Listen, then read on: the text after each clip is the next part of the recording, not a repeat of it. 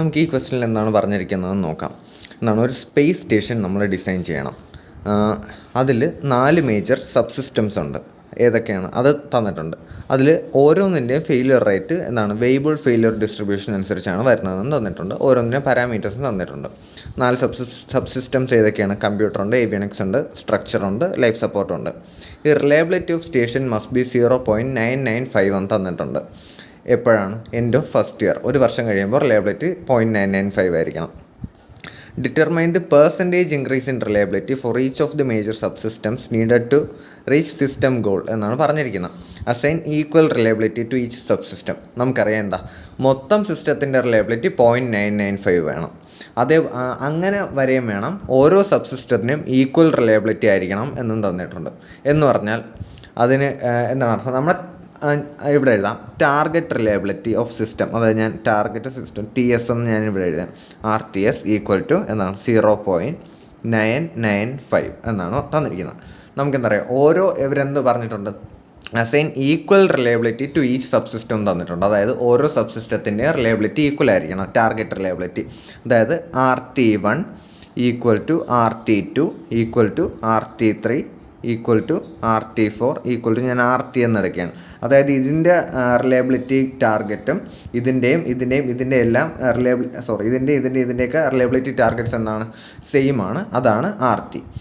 ഇതെല്ലാം സീരീസിലല്ലേ കണക്ട് ചെയ്തിരിക്കുന്നത്. അപ്പോൾ ഇതിൻ്റെ റിലയബിലിറ്റി ഇതിൻ്റെ റിലയബിലിറ്റി ആയിരിക്കുമല്ലോ സിസ്റ്റത്തിൻ്റെ മൊത്തം റിലയബിലിറ്റി വരുന്നത്. അപ്പോൾ നമുക്ക് എന്താ എഴുതാം? RT ഇൻറ്റു RT ആണ് RTS. അതായത് RT⁴ ആണ് RTS എന്ന് എനിക്ക് എഴുതാമല്ലോ. അപ്പോൾ RT⁴ എന്താണ്? 0.995 ആണ്. അതിൽ നിന്ന് എനിക്ക് RT എങ്ങനെ കണ്ടുപിടിക്കാം? RT equal to 0.995 raise to 1/4 equal to, അത് നമുക്ക് ചെയ്യുമ്പോൾ നമുക്ക് കിട്ടുന്ന വാല്യൂ 0.99874 എന്നാണ് നമുക്ക് കിട്ടുന്ന വാല്യൂ. അപ്പോൾ എന്താ മനസ്സിലായി? നമുക്ക് ഈ ഓരോ സബ്സിസ്റ്റത്തിൻ്റെയും റിലയബിലിറ്റി ടാർഗറ്റ് 0.99874 എന്നാണ്. ഇനി നമ്മൾ എന്താ ചെയ്യേണ്ട? ഓരോ സബ്സിസ്റ്റത്തിനും ഇപ്പോൾ ഉള്ള റിലയബിലിറ്റി കണ്ടുപിടിക്കുന്നു. അതായത് എഴുതാം ഫോർ എക്സാമ്പിൾ ഫോർ കമ്പ്യൂട്ടർ എന്ന് വിചാരിക്കുക. ഫോർ കമ്പ്യൂട്ടർ അവരെന്ത് തന്നിട്ടുണ്ട്? തീറ്റ തന്നിട്ടുണ്ട്, ബീറ്റ തന്നിട്ടുണ്ട്. റിലയബിലിറ്റി എന്നാണ്? വേരിയബിൾ ഡിസ്ട്രിബ്യൂഷനിൽ E⁻T/θ⁻β എന്നാണ് വരുന്നത്. അത് നമ്മൾ സബ്സ്റ്റിറ്റ്യൂട്ട് ചെയ്ത് കൊടുക്കുന്നു. E⁻T എത്രയാണ്? എൻഡ് ഓഫ് 1 ഇയർ എന്നാണ്, എൻഡ് ഓഫ് ഫസ്റ്റ് ഇയർ എന്നാണ് തന്നിരിക്കുന്നത്. 1/തീറ്റയും ഇയറിലാണെന്ന് അവർ തന്നിട്ടുണ്ട്. അപ്പോൾ യൂണിറ്റ്സ് മാച്ചിങ് ആണ്. അപ്പോൾ എന്താ, തീറ്റ എത്ര തന്നിരിക്കുന്നത്? കമ്പ്യൂട്ടറിൻ്റെ 3.5 ആണ് തന്നിരിക്കുന്നത്. ബീറ്റയും തന്നിട്ടുണ്ട്. ബീറ്റ എത്ര? 0.91 തന്നിട്ടുണ്ട്. നമ്മളിത് കമ്പ്യൂട്ട് ചെയ്യുമ്പോൾ നമുക്ക് കിട്ടുന്ന വാല്യൂ 0.72628 ആണ് കിട്ടുന്നത്. അതായത് കമ്പ്യൂട്ടറിന് ഇപ്പോൾ ഉള്ള റിലയബിലിറ്റി 0.72628 ആണ്. നമ്മുടെ ടാർഗറ്റ് റിലയബിലിറ്റി എത്രയാണ്? കമ്പ്യൂട്ടറിന് എത്ര ടാർഗറ്റ് റിലയബിലിറ്റിയാണ് വരുന്നത്? 0.99874 ആണ്. നമ്മൾ കണ്ടുപിടിക്കേണ്ടത് എന്താണ്? പെർസെൻറ്റേജ് ഇൻക്രീസ് ആണ് കണ്ടുപിടിക്കേണ്ടത്. അപ്പോൾ എഴുതാം percentage increase equal to difference എന്താ? 0.99874 മൈനസ് 0.72628. അതായത് വരുത്തേണ്ട difference divided by percentage increase അല്ലേ ചോദിച്ചിരിക്കുന്നത്. പെർസെൻറ്റേജ് ഇൻക്രീസ് ആകുമ്പോൾ ചെറിയ വാല്യൂ ഡിനോമിനേറ്ററിൽ എഴുതണം. പെർസെൻറ്റേജ് ഡിക്രീസ് ആയിരുന്നെങ്കിൽ വലിയ വാല്യൂ ഡിനോമിനേറ്ററിൽ വരുമായിരുന്നു. അപ്പോൾ ഇവിടെ പെർസെൻറ്റേജ് ഇൻക്രീസ് ആണ്, ഞാൻ ചെറിയ വാല്യൂ ഇവിടെ എഴുതിയാണ്.